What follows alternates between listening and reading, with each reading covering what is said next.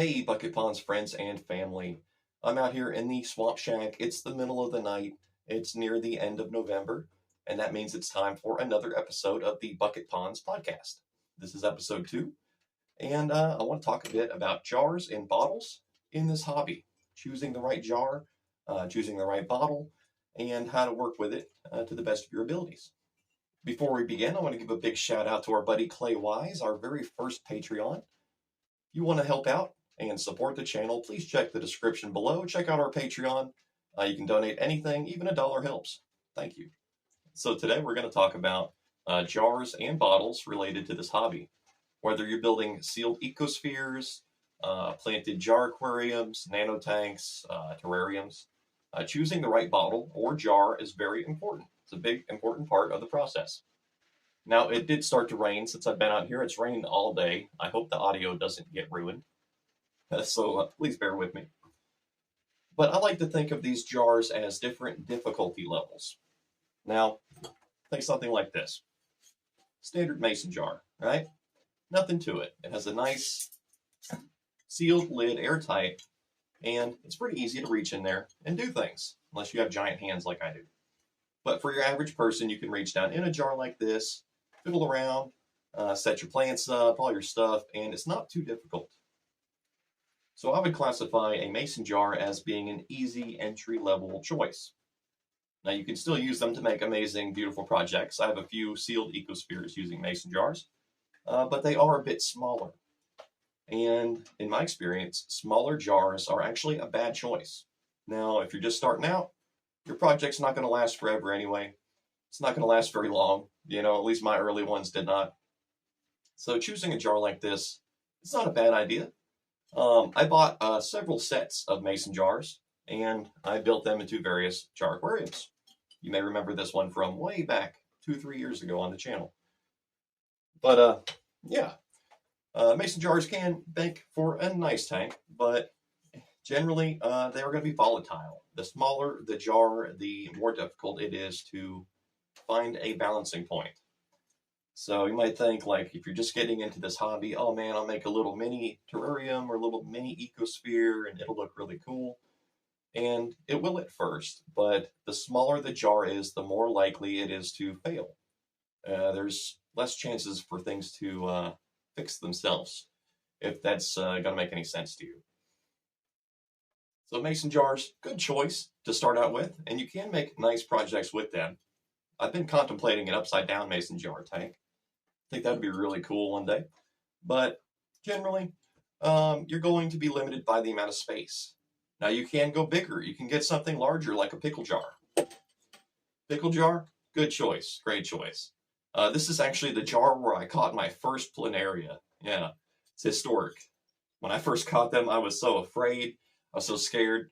And I put them in this jar and sealed them up. And it's been out here in the swamp shack gathering dust for a while. Poor little planarians, they didn't have a chance. But larger pickle jars are an option. And I even have another one over here that I don't know if I should pull it down or not. It's pretty rough looking. Let's get it. Oh. Now, in the interest of being completely open and honest with you guys, this is the Martian ecosphere. It is a sealed, a half-gallon pickle jar. And I had an intent to spur algae growth in here. And apparently that worked for bacterial growth as well. This jar is absolutely packed to the max with algae and bacteria. It's rather insane. There's a whole layer inside caked against the glass. That's not the point of this video, though. I just want to show you that a jar like this is a pretty good choice. Larger pickle jars are an excellent choice for a beginner. They can look pretty cool as well, as long as you don't mind the pickle lid. But I'll set that back over there. I do want to show you guys that not every project works. In my last few videos, we've had a few failures. We've lost a few ecospheres. And that's part of the process, I could be like some of these other channels and just pretend it never happened. Just never show you an update. Don't talk about it. But that feels so ingenuine to me, So, back on track here. Mason jar, pickle jars, excellent choice for a beginner, though you are limited by size. So next we're going to move on to something I consider to be an intermediate or medium level difficulty. And that's a jar like this. It has a nice lid, but it is not airtight. So if you're into ecospheres, a jar like this would not work for you. I typically find cool jars like this at dollar stores in their seasonal sections. You'll see quite a few things like this, especially around like Christmas time and yeah, just as decorations and things, but I repurpose them into being jar aquariums. But a jar like this, you can easily get your hand down in there, no problem. And it's a bit deeper, it's a bit wider, and this flat surface here makes filming much nicer. Photography just looks a little better in my opinion. But if you're trying to show like some pictures on the internet or something, you have a round jar, especially if it has writing on it or an engraving. It makes it difficult to see into there with your camera. With a nice flat surface, you can see what's going on in here much more easily.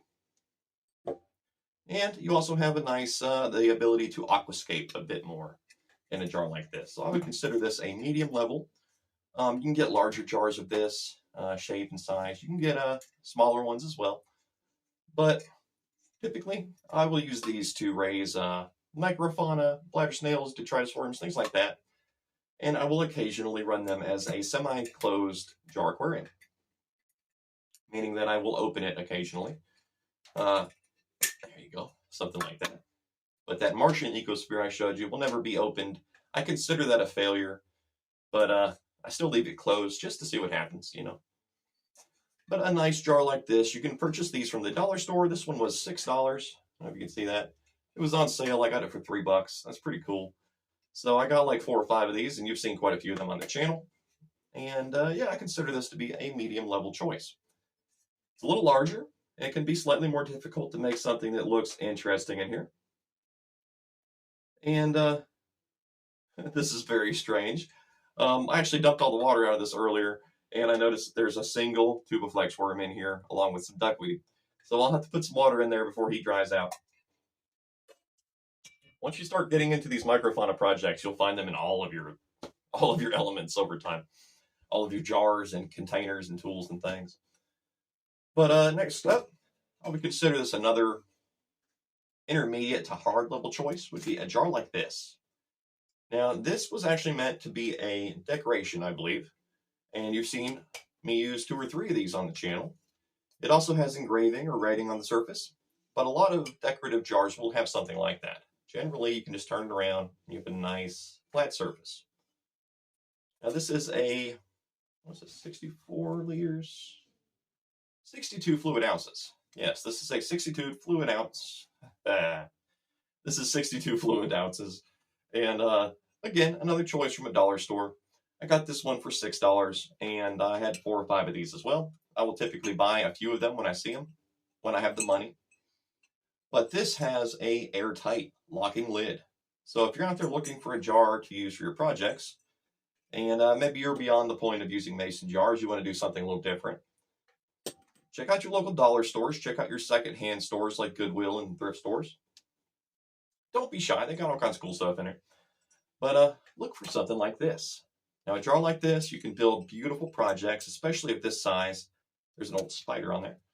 But you can build beautiful projects in a jar like this. And I've even contemplated running some of them sideways, some different ideas.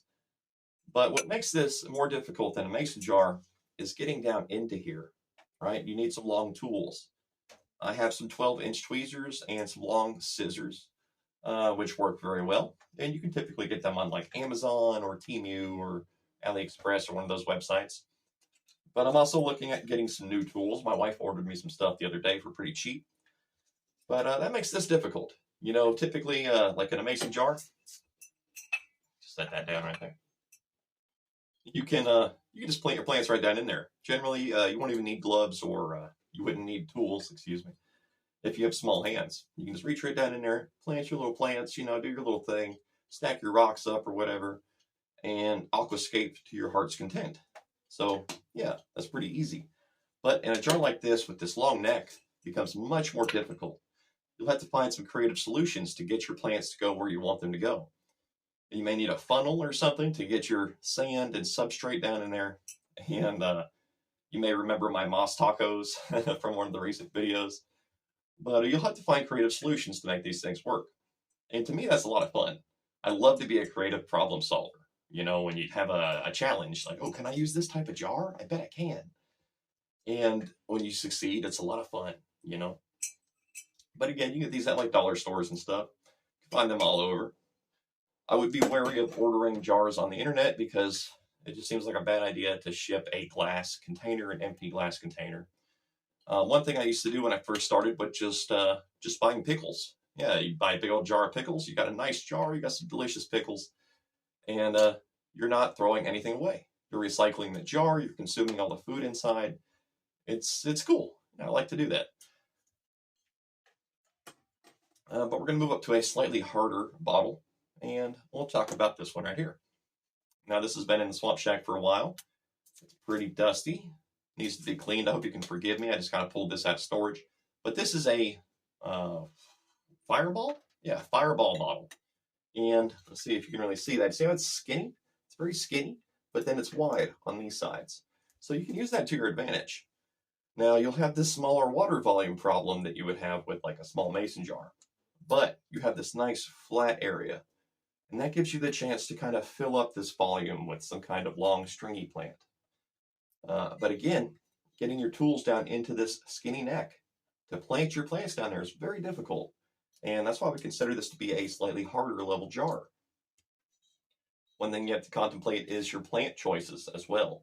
If you're just gonna scoop up some rainwater or something with a little mud or whatever, put the lid on it and study it and observe it. Nothing wrong with that. I think it's pretty cool actually. It's a lot of fun, especially for younger hobbyists, for your kids. But yeah, you don't need to really worry about your plants or how you're gonna arrange things when you do it like that. You just get a scoop and get you a little mud or whatever, maybe toss a little plant matter in there growing in the pond or, you know, in the puddle.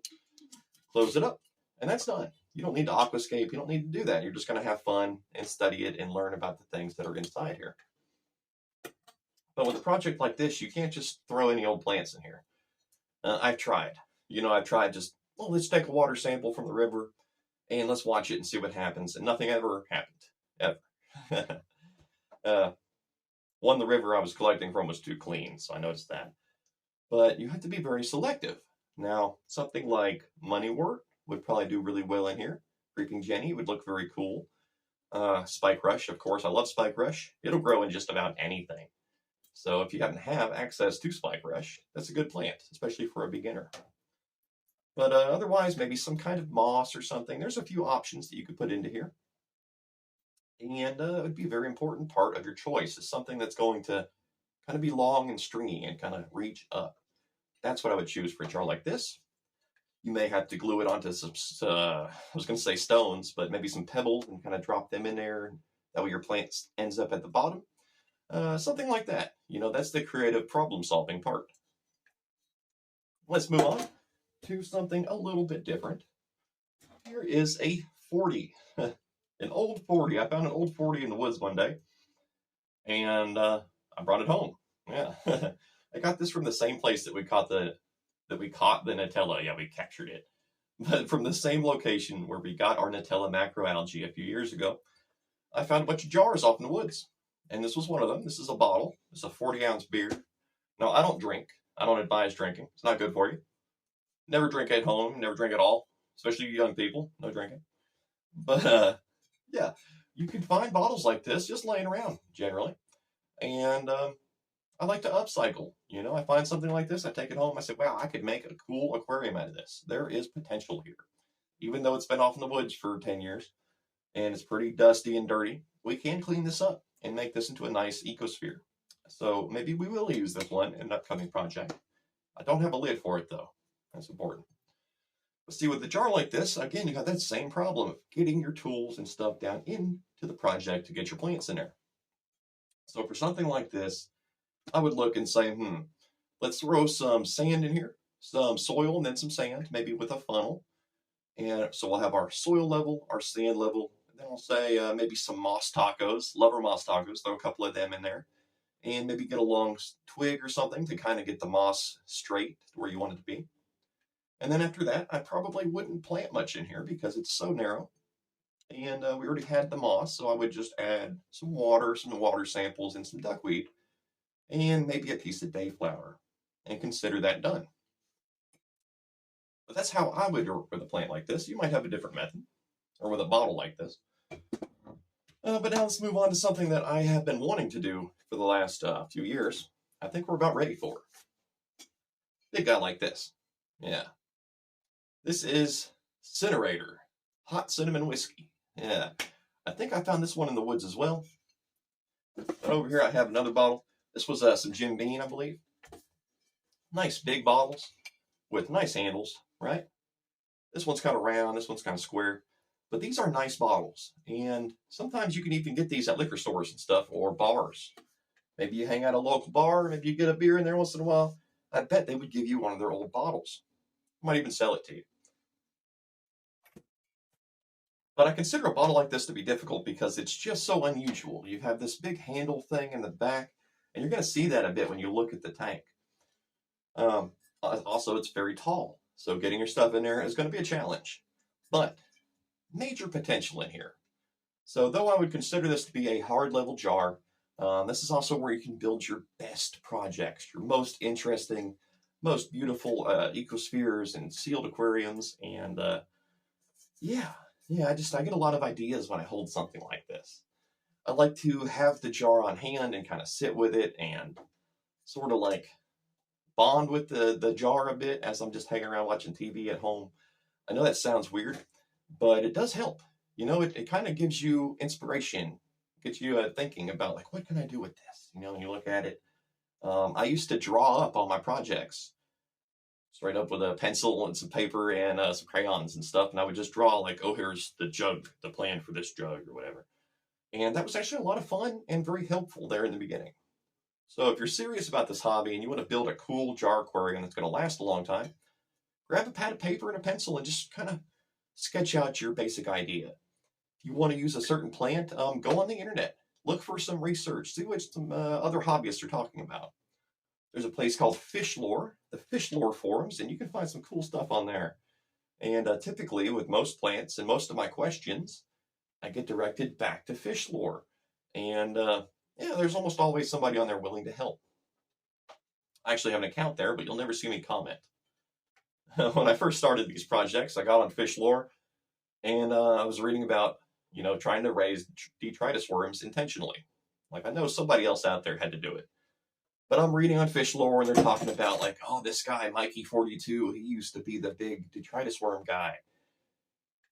And I could never get this person. I could never get in touch with them. I could never find any of their posts, you know. But after a while, I noticed that a few people were talking about BucketPonds on there. Talking about BucketPonds doing this and being the new detritus worm guy. And I thought that was so cool, you know. But they're very helpful. So definitely check out Fish Lore. They're not paying my bills or anything. I just happen to be a big fan. Fish Lore forums. You'll find it online. I'll put a link somewhere if I can find one. But yeah, I would consider this a hard level jar, just because of the weird morphology and the challenge of working with the long neck. So let's recap a little bit before we move on. We have our easy jars, mason jars, smaller, wide open, easy to work with, but limited by what you can put inside. Oh, excuse me. Then we'll have our medium jars. This would be anything that's sort of decorative with a larger opening. Even though it's got a long neck, it still has a bit more room inside to maneuver and get your plants in there. And if you're a ecosphere guy, then you definitely want a sealed lid, which is very important. And then on a hard scale, you're going to have something like a liquor bottle.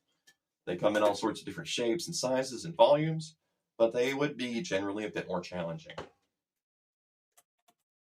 And then we have what I consider very hard difficulty. Yeah, that would be a wine jug.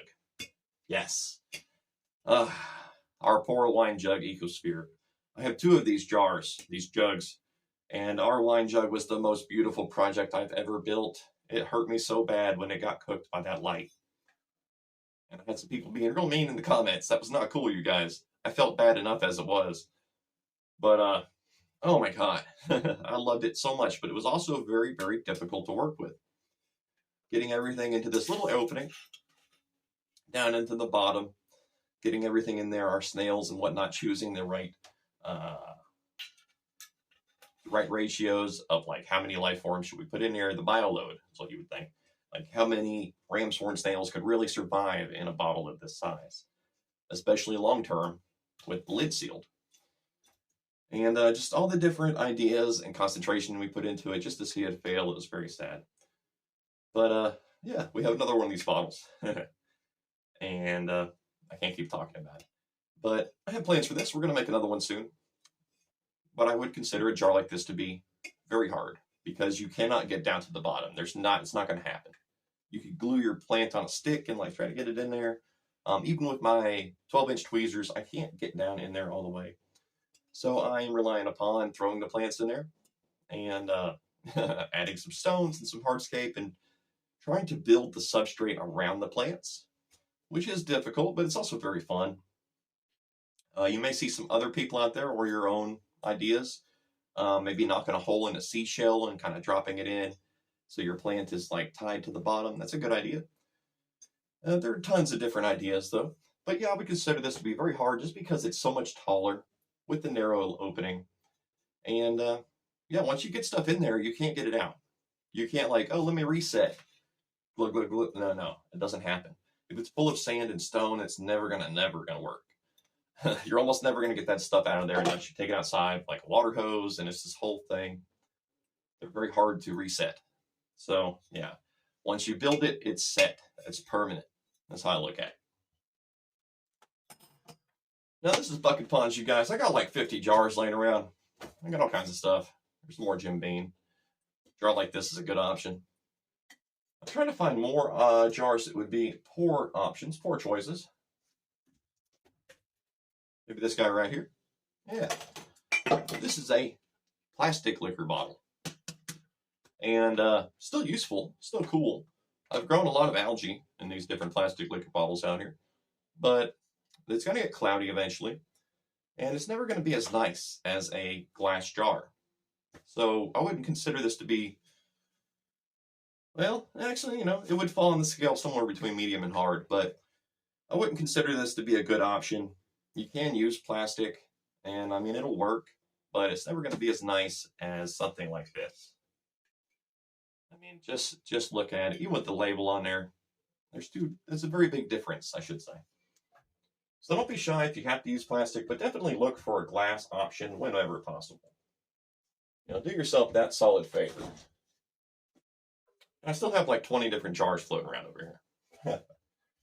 I feel like I've been rambling a bit, but that's kind of the point of this whole series of videos. This is just a water jug cut in half. Don't worry about this. I just wanted to look at it. All right. So here's a jar that I would consider to be a poor choice. This little bottle here. I think this was for pickles or jam or jelly. Not sure. I kind of found this bottle off in the woods. One tip I can give you is remember to put a label on there. That way you remember, you know, what this is. That sounds funny to say, but in 4 or 5 years, you might not remember where you got this, where you took the samples. You know, at least that's how I operate. So this is actually a sample of filamentous algae from August 7th of 2019. This was found at a location in Georgia, a small town nearby. I could say the name, but I don't really want to send people there looking for like freaking algae and stuff. And you probably can't see it too well in this lighting. It is dark out here. But yeah, a jar like this I would consider to be a poor choice because it's so small. Number one, it's so small, and it's very narrow as well. So your surface area is going to be very low. You'll have to include quite a bit of oxygen in here, which is going to, excuse me. You'll have to include quite a bit of oxygen in here, which is going to mean that you have less water, which ultimately will mean less creatures, less aquatic animals you can have. You know, instead of 100 ostracods, you can have 45 or whatever the balancing point is of the aquarium. But yeah, I would consider a small, narrow jar like this to be a bad idea. Here's another great example. This is a little dip jar. Bad idea, bad choice. This was my very first ecosphere, and it looks like it wasn't airtight after all, because there's absolutely no water in here. Nothing. Just a bunch of interesting mold and fungus.